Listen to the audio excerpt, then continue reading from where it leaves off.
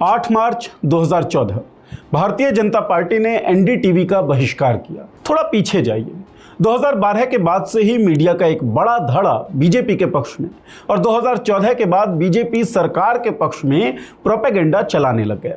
बड़े बड़े एंकर्स और चैनल बीजेपी और सरकार की पीआर एजेंसी की तरह बर्ताव करने लगे।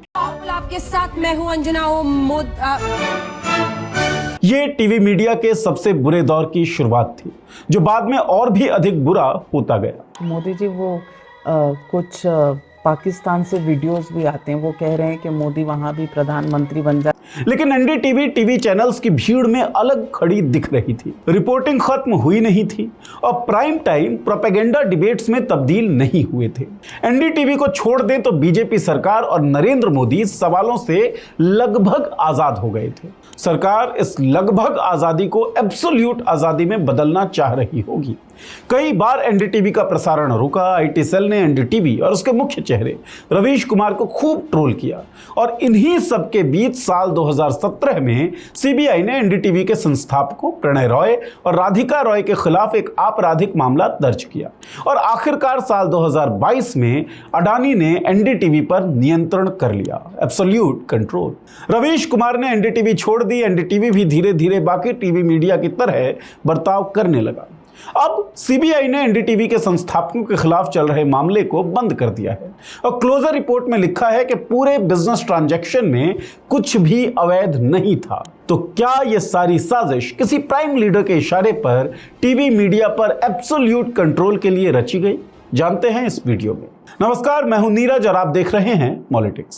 साल 2017 में दर्ज किए गए मामले में सीबीआई ने एनडीटीवी के संस्थापकों प्रणय रॉय और राधिका रॉय के खिलाफ 4 बड़े आरोप लगाए। दरअसल प्रणय रॉय और राधिका रॉय की company RRPR holdings private limited ने एनडीटीवी में 20% हिस्सेदारी खरीदने के लिए इंडिया बुल्स फाइनेंस कंपनी से 500 करोड़ रुपयों का लोन लिया, जिसके बाद इस लोन को चुकाने के लिए साल 2008 में RRPR होल्डिंग्स प्राइवेट लिमिटेड ने आईसीआईसीआई बैंक से 375 करोड़ रुपयों का लोन लिया और साथ ही एनडीटीवी में अपनी हिस्सेदारी 20% से बढ़ाकर 29.18% कर ली।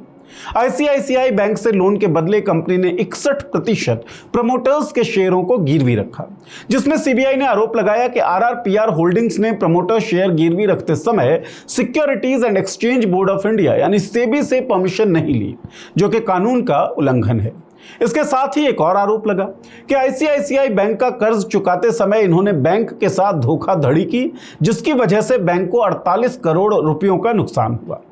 इसके बाद आईसीआईसीआई बैंक का कर्ज चुकाने के लिए रॉय दंपत्ति ने विश्व प्रधान कॉमर्शियल प्राइवेट लिमिटेड यानी वीपीसीएल से 403 करोड़ रुपयों का लोन लिया, जिसमें तीसरा आरोप लगा कि कंपनी ने 2 सब्सिडियरी कंपनियों से लोन लिया और यह भी कानून का उल्लंघन है।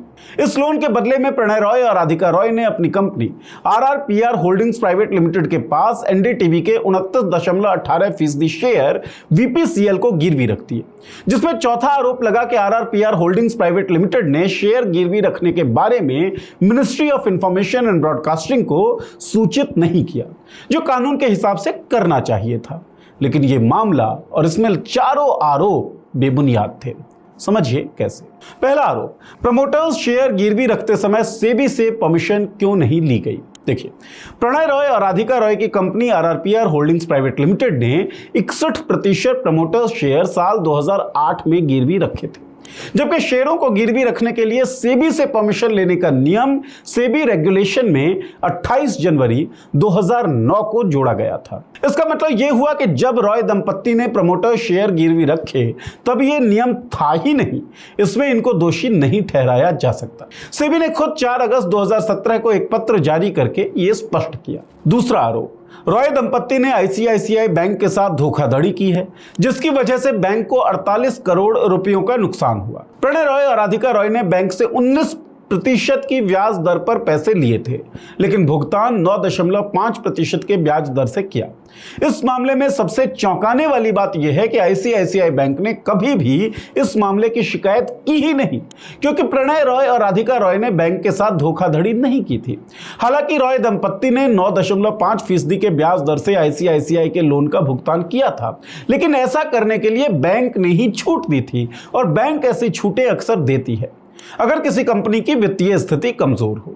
आईसीआईसीआई बैंक ने साल 2009 में ऐसे ही लोन 30 अन्य ग्राहकों को भी दिए थे, जिनके लोन की कीमत लगभग 15,000 करोड़ रुपए थी। और फाइनेंशियल ईयर 2007-8 में ऐसे ही 83 लोन की ब्याज दर कम की थी। तीसरा आरोप, कंपनी ने 2 सब्सिडियरी कंपनियों से लोन लिया जो कानून का उल्लंघन था।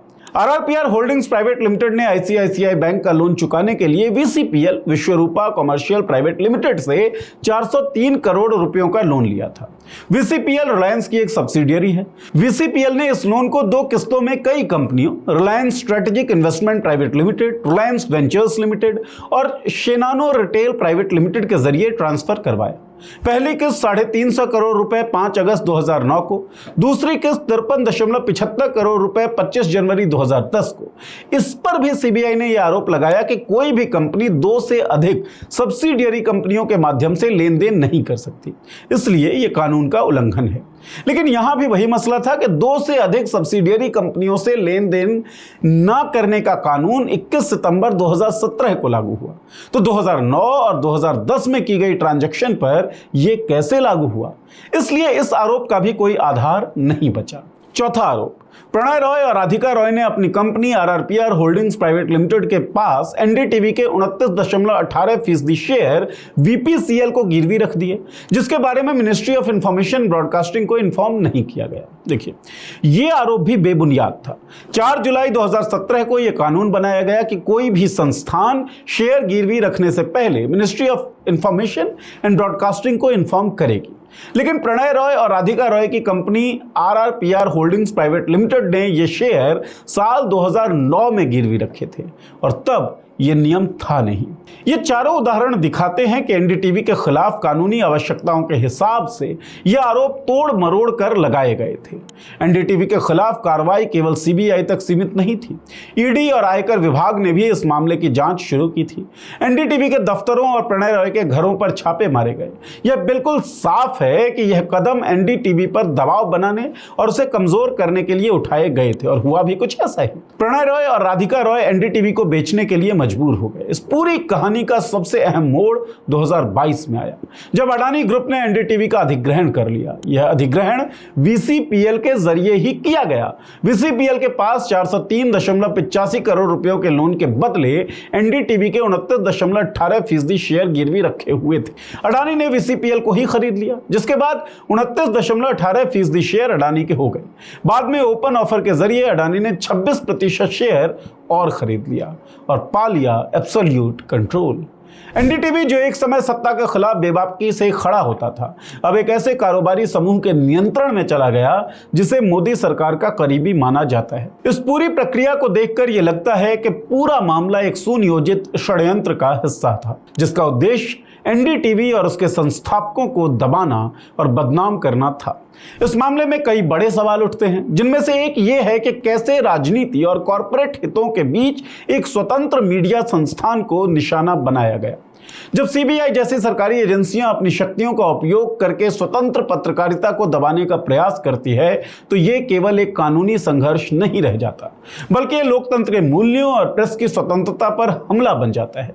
यह कहानी केवल एक मीडिया संस्थान की नहीं है, बल्कि यह दिखाती है कि कैसे सत्ता और धन का गठजोड़ लोकतंत्र के बुनियादी स्तंभों को हिला सकता है।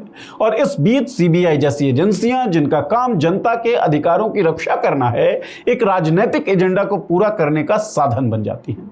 एनडीटीवी पर लगे इन फर्जी आरोपों ने यह दिखाया कि कैसे राजनीतिक सत्ता और बड़े कारोबारी स्वतंत्र मीडिया को चुप कराने के लिए हर मुमकिन रास्ता अपनाते हैं। एनडीटीवी का संघर्ष भारत में स्वतंत्र पत्रकारिता की लड़ाई का प्रतीक है और इसी तरीके से देखा जाएगा। और यह सवाल उठाता है कि क्या भारत में स्वतंत्र मीडिया के लिए जगह बची है? एक शेर याद आता है जिसमें कहा गया था, सर कलम होंगे कल यहां उनके जिनके मुंह में जुबान बाकी है। तो क्या एनडीटीवी ने कीमत चुकाई जुबान होने की? क्या एनडीटीवी ने कीमत चुकाई सवाल पूछने की? आप क्या सोचते हैं? आपको क्या लगता है? इस वीडियो के कमेंट बॉक्स में लिखें। कोई सुझाव हो तो भी कमेंट बॉक्स में हमें बताएं। वीडियो कैसा लगे ये भी आप कमेंट बॉक्स में हमें लिखकर बता दीजिए। इस चैनल को सब्सक्राइब करिए ताकि इस तरीके के वीडियो आप तक पहुंचते रहें। बहुत बहुत शुक्रिया।